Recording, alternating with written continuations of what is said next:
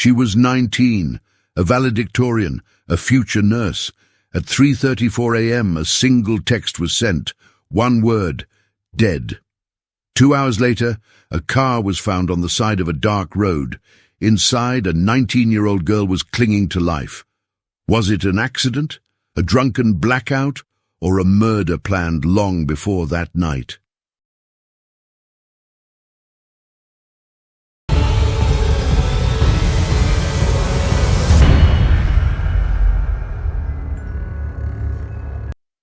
In the small Texas town of Hemphill, where almost everyone knew each other, the morning of October 31st, 2020, brought a horror that would shake the community to its core. 19-year-old Livye Lewis, a source of hope for her family and pride for her community, was brutally murdered. This was not just a story of homicide. It was the sudden and horrific end of a talented young woman's dreams, a narrative that exposed the terror of intimate partner violence and the challenges of small-town justice. Livye Michelle Lewis was born on October 1st, 2001. She was the daughter of Darcy Bass, with whom she shared an exceptionally close bond. Growing up in this small community, Livye attended Hemphill High School, where she emerged as an exceptional student. She was known not only for her academic prowess, but also for her gentle demeanor, kindness, and desire to help others.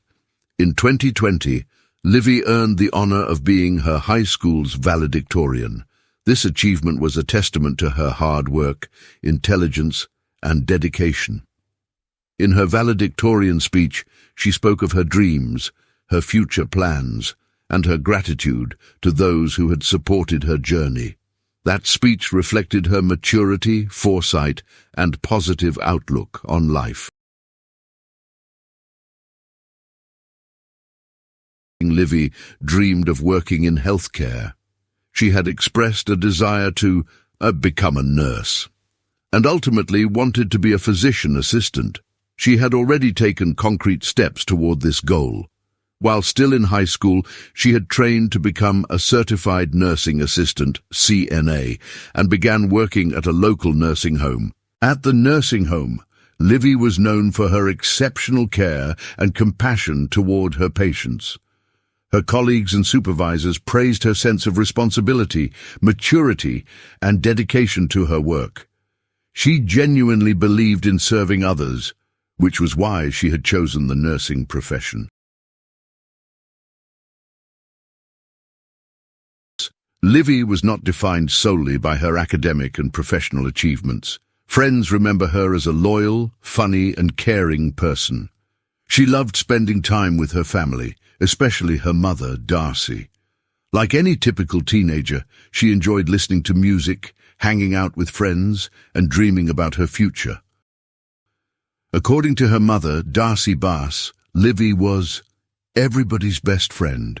She was always ready to help others, whether it was an elderly patient at the nursing home or a struggling classmate at school. It was this kind nature that made her so well liked in the community and why so many were hopeful for her bright future. Meeting Matthew Edgar and the beginning of a toxic relationship. Matthew Edgar was born on August 16, 1997, making him about 4 years older than Livye.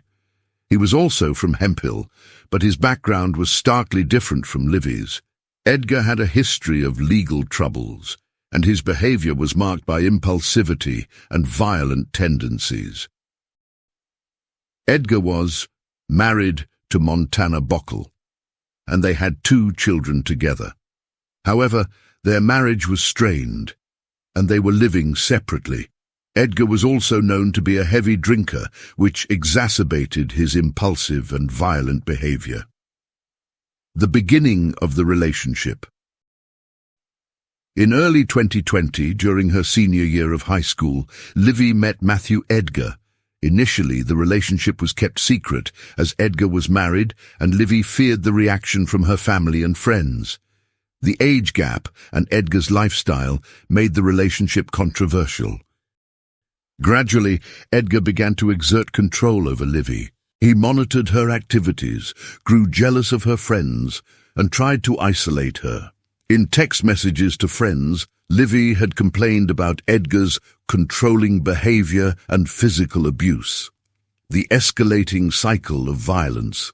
Throughout the relationship, Edgar's behavior became increasingly violent and unpredictable. Friends of Livye later recounted that she often seemed scared and distressed by his actions. She had tried to end the relationship several times, but felt unable to do so due to Edgar's threats and manipulation. By October 2020, Livye had finally made the firm decision to end things with Edgar. She wanted to move on with her life, go to college, and pursue her nursing dreams. But Edgar was unwilling to accept this. The fateful night of October 30th, 2020.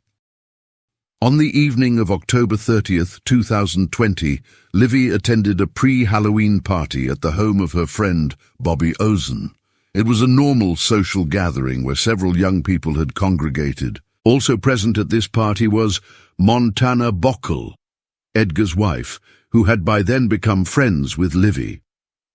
Interestingly, Matthew Edgar also showed up at the party, though he was unwelcome due to his broken relationship with Livye.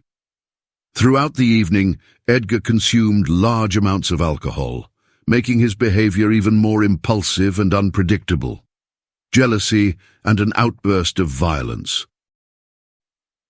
Around 2:30 a.m., Edgar left the party, but returned a short time later. He overheard that Livye might be planning to stay over at Bobby Ozan's house. This ignited his jealousy and rage. In a fury, Edgar assaulted Montana Bockel, his own wife. He not only physically harmed her but also kicked her car.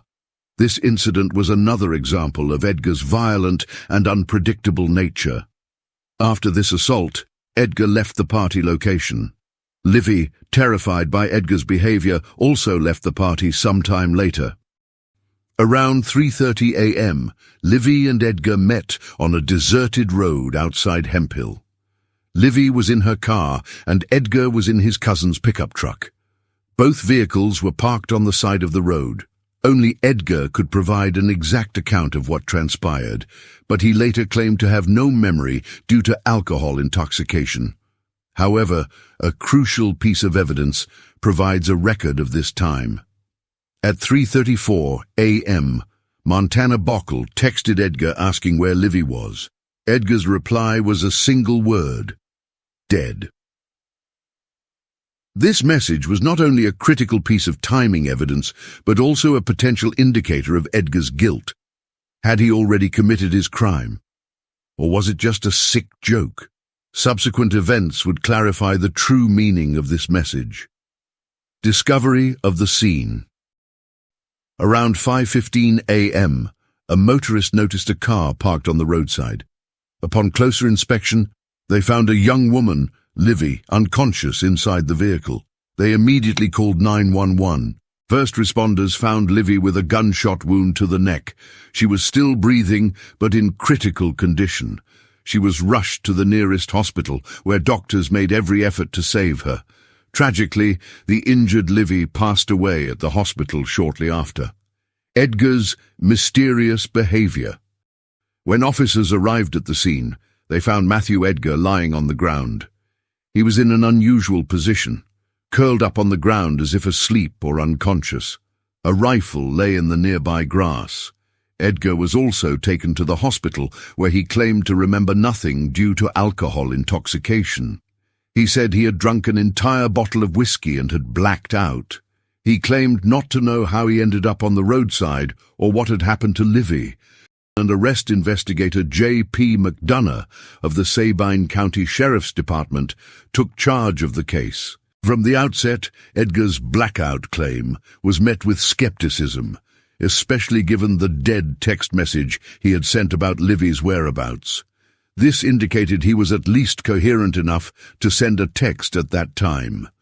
Investigators conducted a detailed examination of the scene.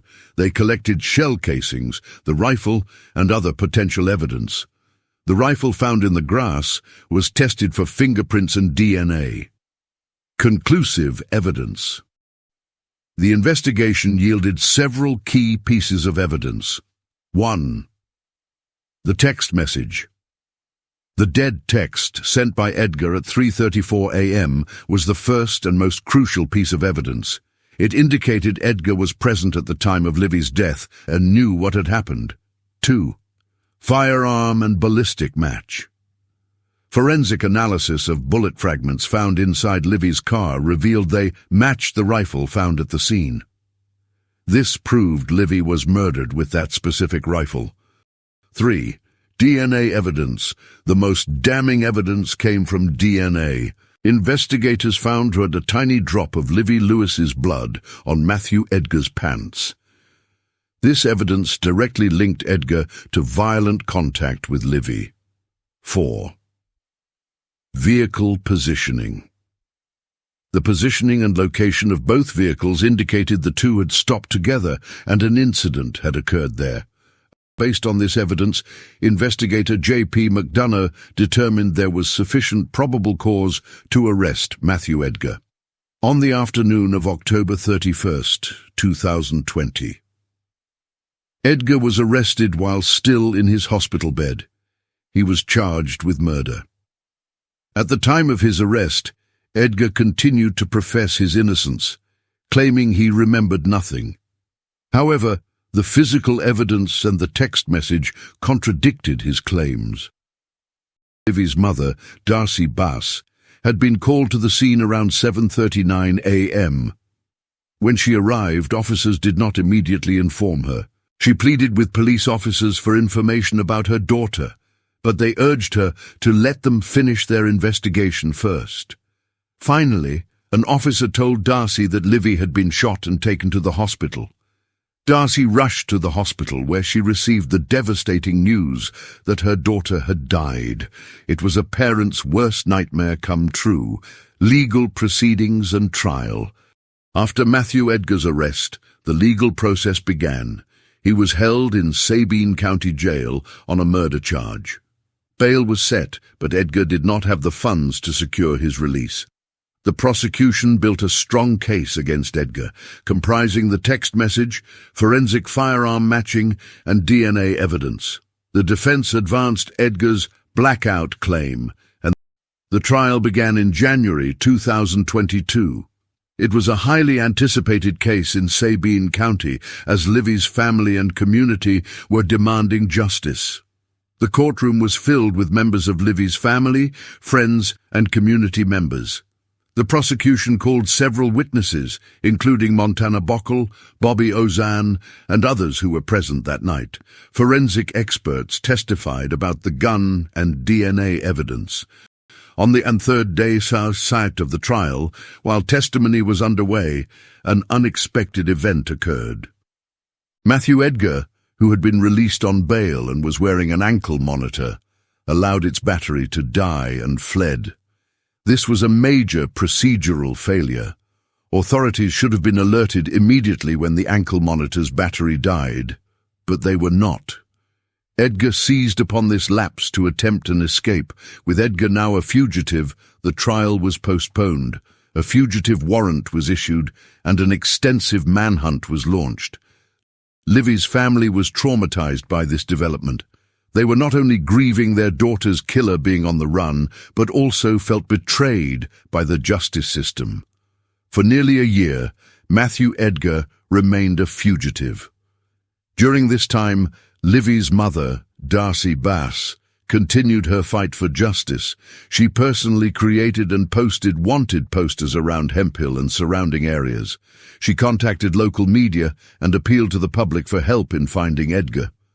During this period, Edgar was hiding somewhere. It was later revealed he had been hiding in a house just yards away from his grandparents' home. This indicated he was likely staying in the local area, possibly with the assistance of locals. Finally, on December 29th, 2022, U.S. Marshals captured Matthew Edgar during a search operation. He was found hiding in that same house near his grandparents' home. Upon his capture, Edgar offered no resistance. He was taken back to Sabine County Jail, where he faced additional charges related to his flight, sentencing, and justice. After Matthew Edgar's recapture, the trial resumed. This time, Edgar was presented in court, and evidence was presented against him. The defense reiterated arguments about Edgar's mental state and intoxication, but the prosecution had strong physical evidence. The jury deliberated and found Matthew Edgar guilty of murder. This verdict was a significant step for Livye's family and community, though it could never fill the void of their loss. On January 3, 2023, the sentencing hearing was held. During this hearing, Livye's family and friends were given the opportunity to address Edgar. Livye's grandmother told Edgar, "My whole family is broken." This sentence captures the devastating impact Livye's murder had on her family. Livye's mother, Darcy Bass, also gave an emotional victim impact statement, describing her daughter's dreams, her achievements, and the pain of her life being cut short. The most poignant moment came when Darcy played Livye's valedictorian speech. In that speech, Livye had spoken of her dreams, her hard work, and her hopes for the future. Hearing this speech brought nearly everyone in the courtroom to tears. It was a tragic reminder of how a talented and promising young woman's life had been ended. The judge sentenced Matthew Edgar to 99 years in prison. Under Texas law, he will be eligible for parole after serving 30 years. This means Edgar will spend at least 3 decades in prison before he can even petition the parole board for release. This sentence is a severe punishment for murder in Texas and demonstrates the court's acknowledgement of the crime's seriousness. However, Livye's family had hoped for a life sentence without the possibility of parole. Impact on family and community.